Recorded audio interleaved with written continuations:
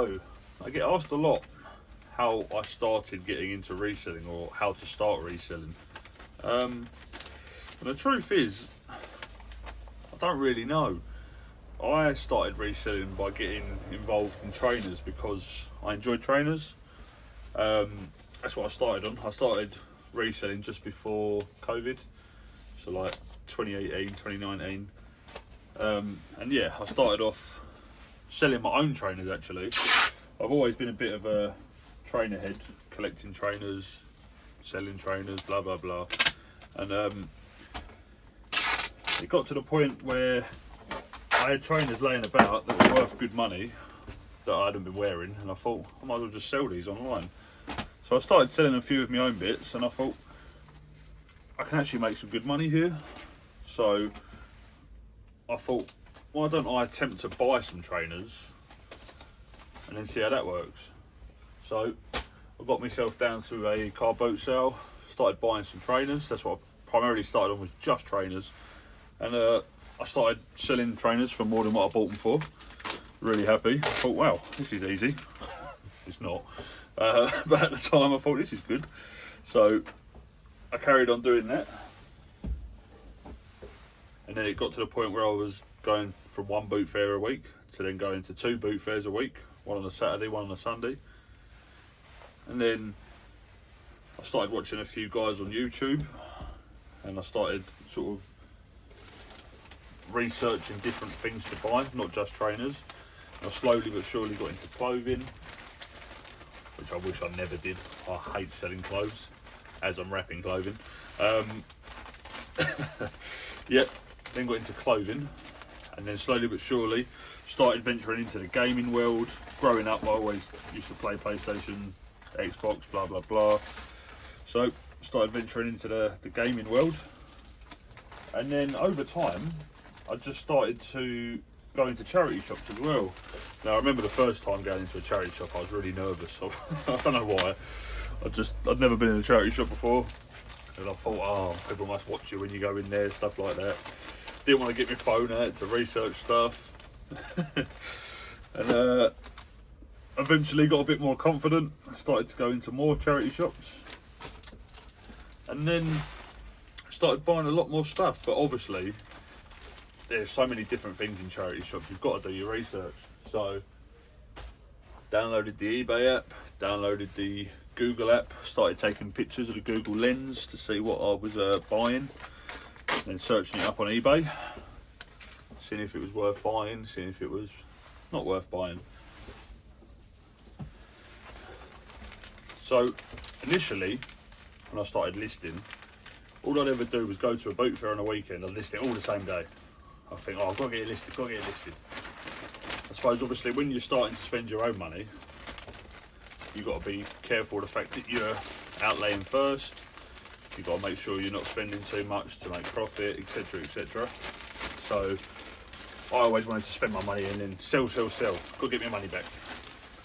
So I used to go to my boot fairs on the weekend, and then I would list it all the same day. I'd get home, take pictures of it all, list it the same day. And it weren't until probably about a year after that I realised that you should probably list something, even if it's one thing, 2 things, every day. List it every day. Don't list it all in one day. List every day a couple of things a day. Don't matter how much it's worth, don't matter what it is, just list a couple things a day.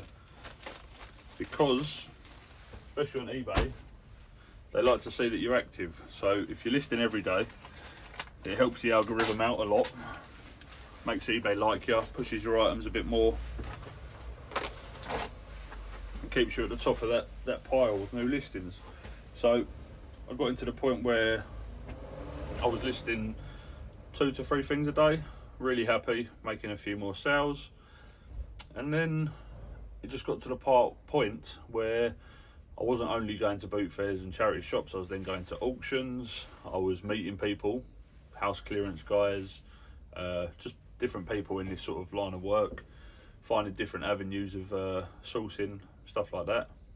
And then it got to the point where the tiny little sort of storage cupboard that I had in my house weren't big enough. I think I was up to about 200-300 listings at this point. and having stuff dotted around the house, the missus going on moaning, and I thought, right, gonna have to start sort of maybe getting a unit now. Never did, just ended up moving house and then using a sort of garage space, which was nice, that was good, done me well for a couple of years. But then later down the line, well, towards the end of last year, I then got this place, which has been great, to be fair. It's done me wonders. Obviously there's no electrics and there's no heating and no luxuries as such, but it does what I need it to do. So now I'm at the point where I'm listing 10 to 15 items a day, every day. Usually cross list to eBay and Vinted, although I'm not listing to Vinted currently because I hate them. If you've watched any of my other videos, I'm having nothing but grief. Since I've gone to Vinted Pro, nothing but grief. Can't get my money out that I'm owed, over like, what, 6 to 7 weeks worth of money now. They're waiting for all my orders to go through, but then people can't accept my orders, so I'm having to wait 14 days for them to correct their orders, because then I need to send off my verification again. It's a nightmare. If anyone's thinking about going Vinted Pro, my advice would be don't. You don't get any benefits. If anything, you're worse off going Vinted Pro. Don't do it. It's a nightmare. Unless you get forced to do it, then fair enough. But Vinted Pro is awful. I know that Vinted has its positives. It's so easy to list on. Generally sell things a bit quicker if you list them a bit lower. But the new Vinted Pro it's got so many faults in it. I think the trouble is where Vinted are trying to contest with eBay. Where they're trying to contest with eBay, I think they've sort of jumped a bit too quick before they're actually, or they started to run before they can walk, and it's got to the point where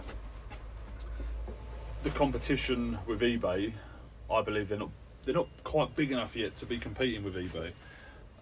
That's just my personal opinion. And obviously, since they brought out Vinted Pro, they've then got to follow, you know, all the legislation and laws and stuff like that, which it's been a nightmare. I remember when I first signed up to Vinted Pro, everyone saw my national insurance number and stuff like that. Nightmare, mate. So I've signed up to your Vinted Pro, and now you've just leaked all my information. So you leak my information, and then you won't verify me. How does that work?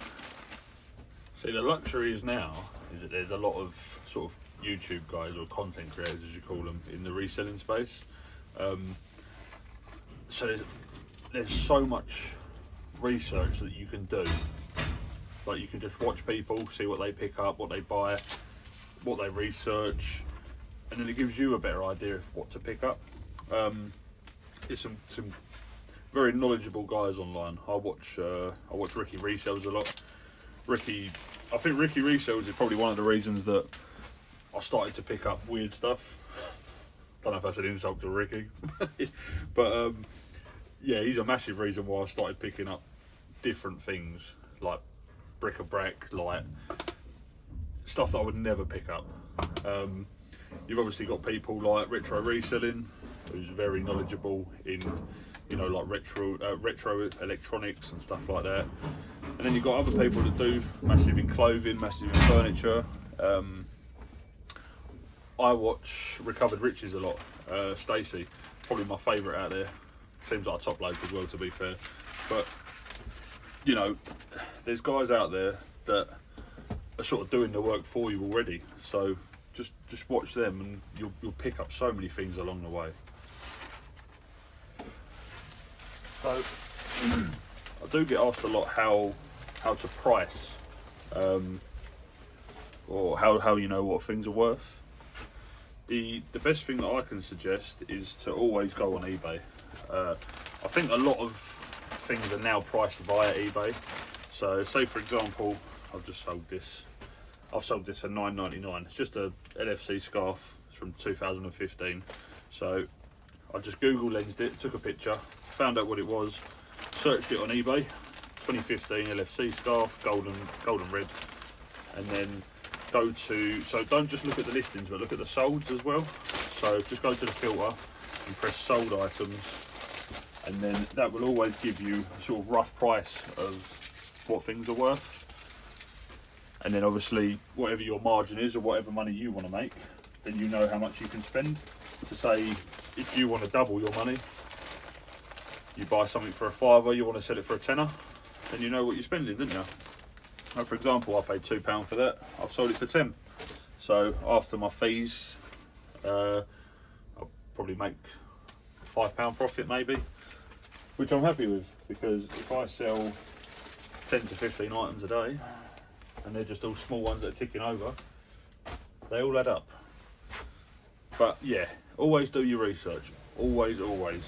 I mean, obviously when you start selling a bit more, then you might get to the point where you might have bought it already. So for example, I buy these all the time. I know they sell for 20 to 25 quid. So if I can pick one up for a £5 or a tenner, then I know what I'm buying. But the more you do it, it's just muscle memory, innit? The more you do the research, the more you'll know for next time. And it's always a lesson. It's always a lesson. Sometimes you'll pick stuff up and you'll think, oh, I can't even sell that. I'll just get my money back. But then you'll know next time not to pick it up. It's just the way it is, isn't it? You're not always going to win. Just touching back up on researching. There's a lot of well, not so much on YouTube, but there's a lot of these resellers on TikTok, all these sort of young people that are just getting into it, that are creating these bots and stuff like that. I'm not going to tell you what to do, but you don't need to be buying into some get-rich scheme with bots.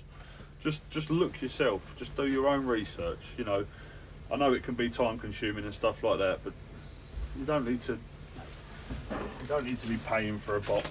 You can do, like, I see these Vinted bots and all that, and it's just like, don't waste your money. Don't waste your time. Don't waste your money on paying someone else to source for you. Just go on Vinted and search yourself. You know what you're looking for. You don't need a bot to tell you what to do. Right, I've literally just finished wrapping everything up. I'm going to pop down to the post office in Every, get everything posted, and then we're going to do some more work tomorrow. So I will see you guys in the next video. Take care.